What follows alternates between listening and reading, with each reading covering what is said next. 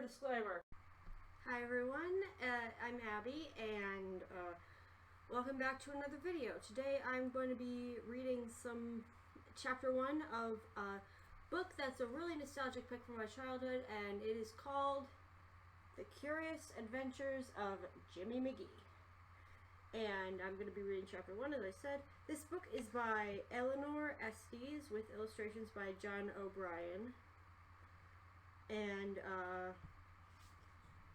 so there's a poem at the front of the book.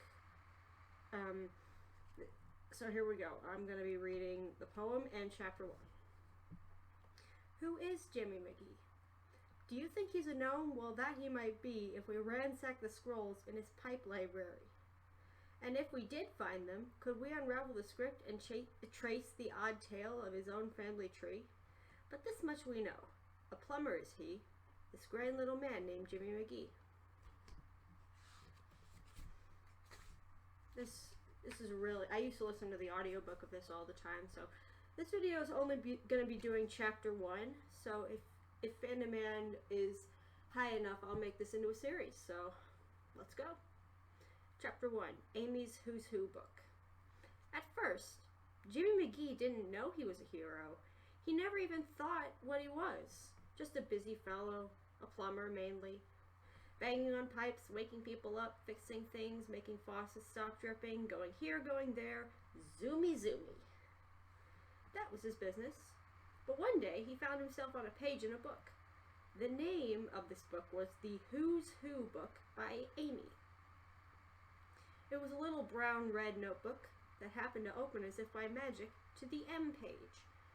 He read this: McGee, Jimmy, a little fellow, a plumber, a banger on pipes, a hero. That's what astonished him. Hero? Why hero? The rest of what the book said about him was correct. But why? Why hero? He had to try to find an answer to this startling question. It was an evening during the summer, and the place was a little college in Truro on Cape Cod. The cottage, named the Busy Bee, was high up on a dune at the beach. The little girl, Amy, who wrote that book, her mother, her father, who was a teacher and had all summer for a vacation, and their great dog, a dark brown and white Springer Spaniel named Wags, were the people who called this cottage their summer headquarters. Spending the summer with Amy was her best friend, Clarissa. Both Amy and Clarissa had long blonde hair and blue eyes. Both were 7 going on 8, and in the same class in school. Amy didn't know where Jimmy McGee's summer headquarters was. Nobody knew. Most people didn't even know about Jimmy McGee at all. But Amy did. Otherwise, she would not have put him in her Who's Who book in the M's. The family had just arrived in the old gray Dodge and were bringing in their luggage in cartons, putting them in the right rooms of the Busy Bee. While the big people were unloading, Amy and Clarissa raced around the cottage. Now here's a little illustration right here of them unloading the Dodge into the cottage. At the front, which faced the sea, they stood silent at the top of the dune and looked out at the wide, wide ocean. They flung back their arms, took in deep breaths of the pure ocean air, and watched the waves come rolling in and break on the sunny sandy beach way down below. Amy said, "Clarissa, it's a rule that we cannot roll down the dune to the sandy beach. You'd like to, I know, so would I, but it's a rule my mama and papa made, so they don't make many. And they don't make many. When they do, they always have a good reason. Here, Clarissa, you know the sand of the dune might collapse and come pouring down on you and smother you to smithereens." "Oh," Clarissa gasped. She drew back from the wispy weeds at the top of the edge of the dune. Amy laughed. "Well," she said, "now we'll go over there. There are steps there, 26 in all, just like the alphabet." These steps led down to the beach and were only about 15 feet from the front of the Busy Bee. At the top of the gray, weather-beaten wooden stairs, there was a little platform with a bench to sit on. There, Amy and Clarissa, and Amy's mother and father and their friends, could sit and shake the sand off their wet tails, wipe off their feet, relax, and watch the seagulls, screaming and swooping down to fight over something they thought was good to eat. Clarissa watched them in fascination. This was the time of day, late in the afternoon, where they were likely to find their best pickings. They'd make a dive or something.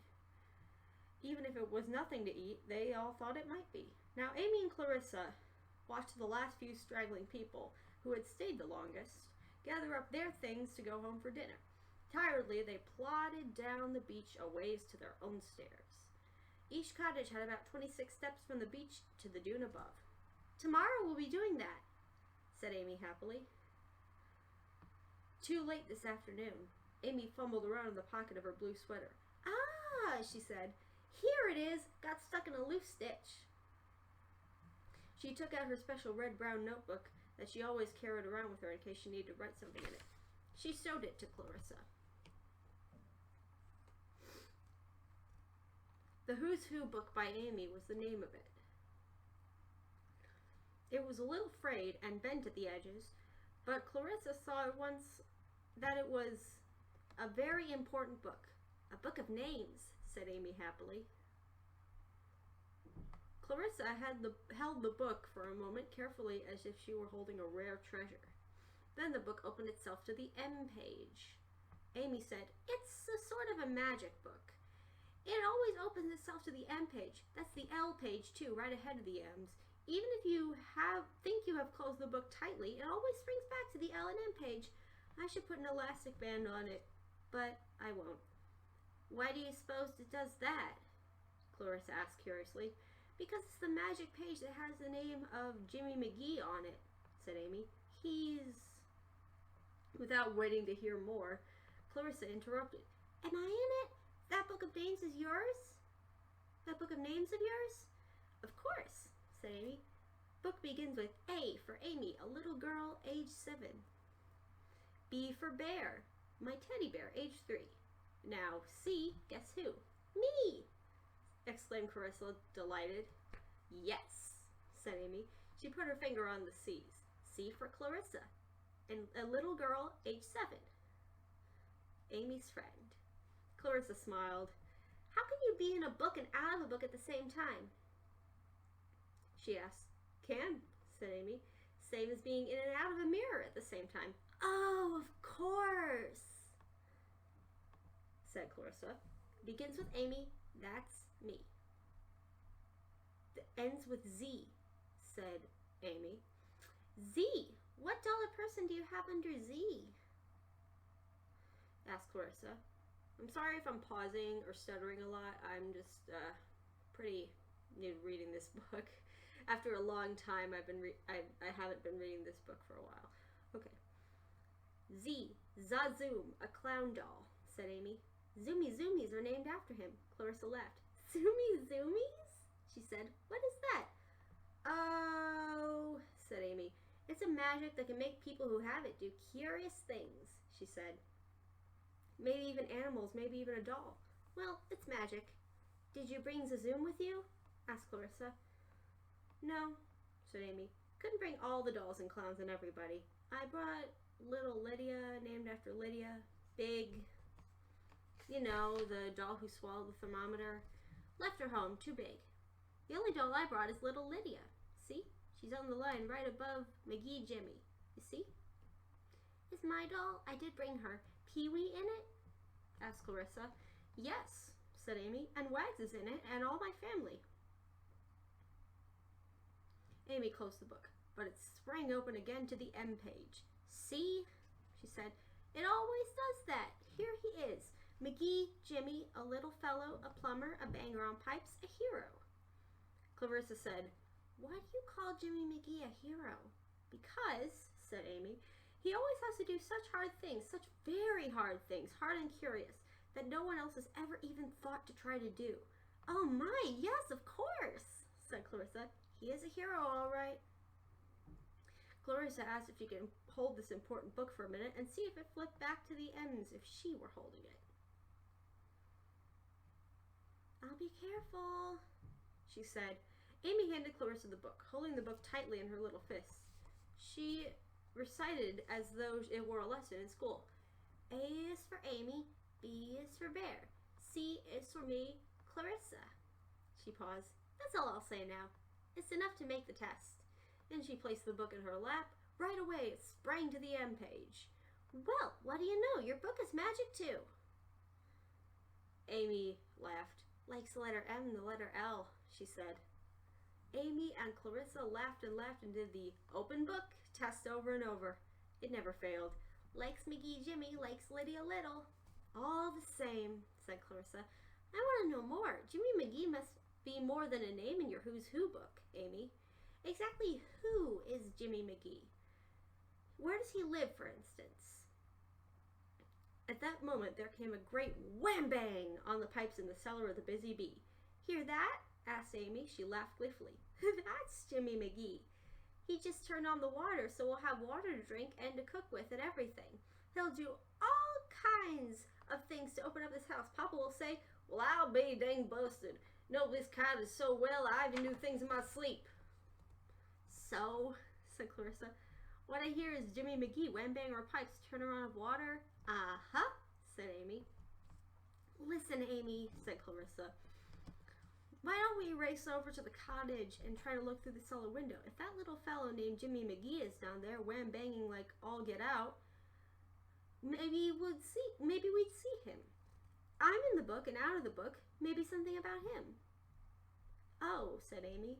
By now he's not in the cellar. Listen. Then came another wham-bang. Now he's turned on the water in the kitchen.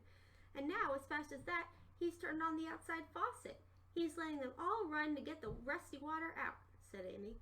Well, said Clarissa with a sigh, at least now I know who Jimmy McGee is, banging around pipes as you have it in your book. And hearing is almost as good as seeing. Believing is best of all, said Amy. Another bang shuddered the cottage. Goodness knows what pipe he's banging on now. Amy's eyes were shining with excitement. Tub, shower, bathroom things, suggested Clarissa. I like this game. This is not a game, said Amy sternly. You don't call Jimmy McGee and his way of fixing things in a jiffy a game. Gosh, Clarissa. He's a great man, Clarissa corrected herself hastily. A hero. So it is written in your great book on page 13, your Who's Who book. Wish I knew how to write books. You could try, got all summer, said Amy. But you're right, he's a little man but great. Everybody doesn't know about him. Anyway, I wish I knew a little bit more than I do so far about Jimmy McGee, besides being a banger on pipes. Oh, said Amy, there's plenty to learn. Ever put your ear against a telephone pole? Ever hear the humming there? That's Jimmy McGee using his magic. His zoomies, interrupted Clarissa. Yes, said Amy, going off on some curious adventure. As the summer goes on, we'll learn more about him. Amy spoke absent-mindedly. With her finger as if glued to the L and M page, she said, You see that little Lydia is right above McGee. There might be a curious connection here, Clarissa. We have to ferret it out. 2 heads are better than 1. Clarissa smiled and looked happily at her friend. But then there was another slam-bang so loud that Clarissa was ready to fly down the 26 steps. Amy grabbed her skirt. Don't worry, she said calmly. He's just zoomed off to the cottage next door. It echoes all the way up and down the beach. He'll be going from cottage to cottage on Cape Cod and then on to Maine even. Maybe even to Lebanon, where the real Lydia, who gave me the 2 Lydia dolls, lives. Maybe he'll even zoomy over to the little islands in the ocean. Clarissa liked that. She sat down again. Zoomy. They both began to laugh so hard that tears ran down their cheeks. But Clarissa was persistent. Amy, she said, what do you think he looks like? Can't see him, just hear him piping there. Well, what do you think he looks like? Shh, said Amy. I'm thinking about it, what he might look like. Amy placed her little book open to the M page beside her on the beach. She cupped her chin in her hands, looked over the ocean, and thought about the little plumber, the banger on pipes, Jimmy McGee. Dreamily, Amy and Clarissa watched the big red sun being sucked down into the sea. Suddenly, it went down altogether. Then such a lovely afterglow spread over the sky and the ocean, that sky, and oceans seemed to become one. Amy's mother came out of the cottage. "My," she said, "how beautiful! But come in now," she said. "The water's on, everything's fixed, and dinner's ready." "Fish! Fish!" exclaimed Amy. "Many bones in it?" "Not too many," said Mamma.